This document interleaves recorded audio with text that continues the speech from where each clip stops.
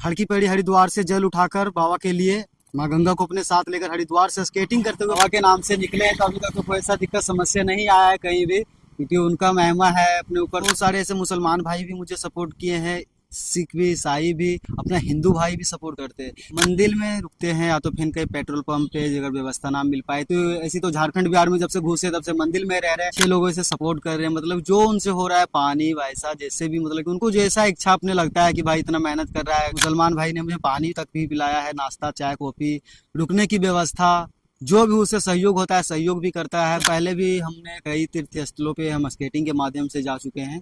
ना मेहनत के साथ अगर हम घूमते हैं अपना धार्मिक स्थल पे तो लोगों से हम जुड़ेंगे, लोगों से पहचानेंगे, लोग हमें जानेंगे। इसके बाद मेरा 12 ज्योतिर्लिंग 4 धाम की स्केटिंग से यात्रा करने वाले हैं बहुत जल्द। मतलब सावन ही जैसे ही खत्म होगा उसके बाद 12 ज्योतिर्लिंग की यात्रा प्रारंभ होने वाली। सावन महीने के शुरुआत होने के साथ ही लगातार श्रद्धालु भारी संख्या में बाबा बैद्यनाथ धाम पहुंचते हैं और वहां भगवान से मनोकामना मांगते हैं और सावन में भगवान की विशेष पूजा अर्चना करते हैं। और यही सब के बीच आज हमारे साथ एक युवक हैं, आइए उनसे जानते हैं स्केटिंग करते हुए कहां से आए हैं और ये कहां के रहने वाले हैं और इनसे जुड़ी जो भी बातें हैं वो सारा कुछ जानते हैं। आप अपने बारे में हमारे दर्शकों को पहले बताइए। तो सभी को हर हर महादेव। मेरा नाम अजय विश्वकर्मा, पूर्ण नाम अजय विश्वकर्मा है और चैनल का नाम अजय स्केटिंग बॉय है।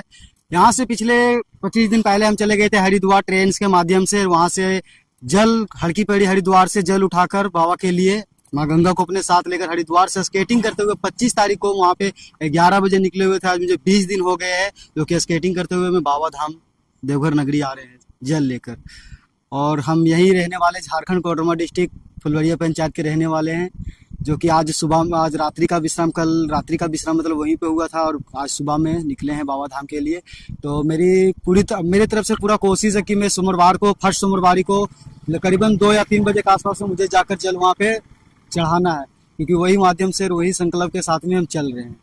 आप हरिद्वार गए थे ट्रेन से, वहां से आए स्केटिंग करते हुए, कितना टाइम लगा आपको स्केटिंग करते हुए यहाँ तक? अभी तो 20 दिन हो गए पूरे। 20 दिन से आप निकले हुए हैं? 20 दिन से रेगुलर निकले हुए हैं। तो अभी यहाँ से कितना टाइम आपको और बैद्यनाथ धाम जाने में लगेगा? कल 3 बजे तक पहुंच जाएंगे हम बाबा बैजनाथ धाम, क्योंकि मेलोडी जल उठा चुके हैं। सुल्तानगंज नहीं जाना है, क्योंकि हम हड़की पौड़ी हरिद्वार से हम जल उठा चुके हैं। हरिद्वार से सीधा हमको बाबा धाम तक ही जाना है।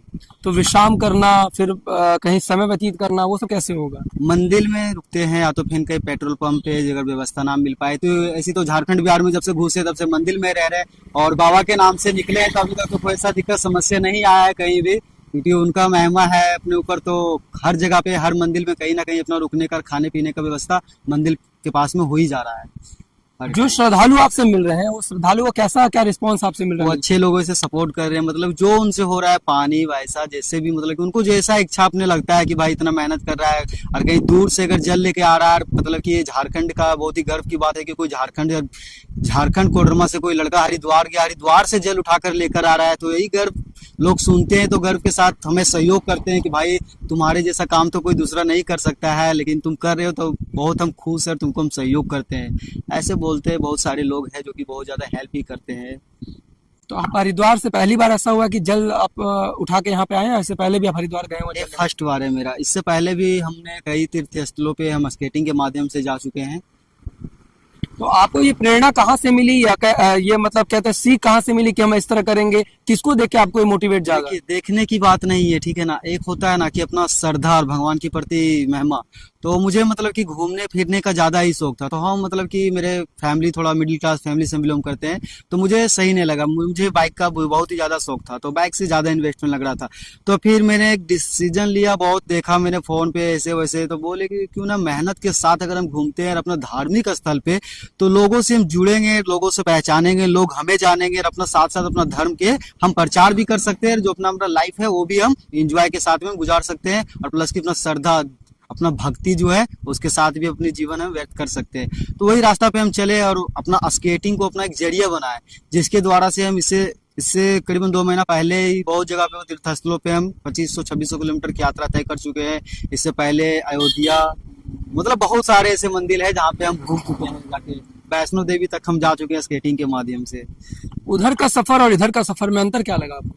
अंतर तो मुझे कोई भी राज्य में किसी से भी कोई जाति धर्म कोई भी मतलब, ना तो जाति से मुझे मतलब है ना तो मुझे धर्म से मतलब है। मुझे यहाँ तक कि बहुत सारे ऐसे मुसलमान भाई भी मुझे सपोर्ट किए हैं, सिख भी, ईसाई भी, अपना हिंदू भाई भी सपोर्ट करते हैं। मतलब ये नहीं है कि भाई ये मुसलमान है, सामने से हम हिंदू निकल रहे हैं तो ताना मारेगा, तो ऐसे बोलेगा वैसे बोलेगा। आज तक मुझे किसी ने नहीं, मुसलमान भाई ने मुझे पानी तक भी पिलाया है, नाश्ता, चाय, कॉफी, रुकने की व्यवस्था, जो भी उससे सहयोग होता है सहयोग भी करता है, बहुत ज्यादा हेल्प भी करता है। हिंदू भाई भी है, अपना ये गुरुद्वारा में भी रुकने की व्यवस्था हो जाता है। मतलब हर जगह पे हमें सपोर्ट अभी तक मिल रहा है, क्योंकि इंसानियत, आज की इस जनरेशन में इंसानियत सबसे बड़ा धर्म है, अगर माने तो मेरे लिए।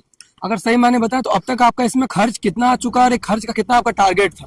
देखिए, मेरा मेंटेनेंस के हिसाब से अभी तो सही चल रहा है, क्योंकि इतना आ जाता है लोगों के जरिए से, यार हेल्प हो जाता है, ताकि मेरा यात्रा में कहीं भी दिक्कत ना होता है। जैसे कहीं भी चले गए तो खाने पीने में तो रुकने में कहीं भी कोई दिक्कत नहीं आता है।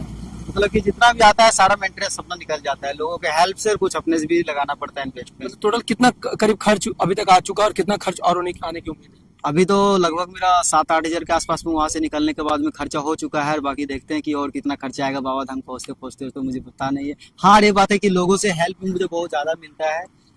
और बाबा धाम के बाद आगे का कहाँ मकसद है जाने का? इसके बाद मेरा 12 ज्योतिर्लिंग 4 धाम की स्केटिंग से यात्रा करने वाले हैं बहुत जल्द। मतलब सावन ही जैसे ही खत्म होगा उसके बाद 12 ज्योतिर्लिंग की यात्रा प्रारंभ होने वाला है बहुत जल्दी। मतलब शुरू कर देंगे आप 12 ज्योतिर्लिंग? हाँ, 12 ज्योतिर्लिंग, 4 धाम, छोटा धाम, बड़ा धाम। भारत के चारों कोना में 4 धाम है, बड़ा धाम, छोटा धाम उत्तराखंड में है, 12 ज्योतिर्लिंग अपना हिंदू धर्म में है। सारे चीज कंप्लीट करना है स्केटिंग के माध्यम से ही। ये महीने के बाद हम निकलने वाले हैं। हमारे साथ है, इन्होंने साफ तौर पे कहा कि जो हरिद्वार से हमने गंगा जल जो उठाया है वो गंगा जल हम कहाँ समर्पित करेंगे? बाबा वैद्यनाथ धाम में।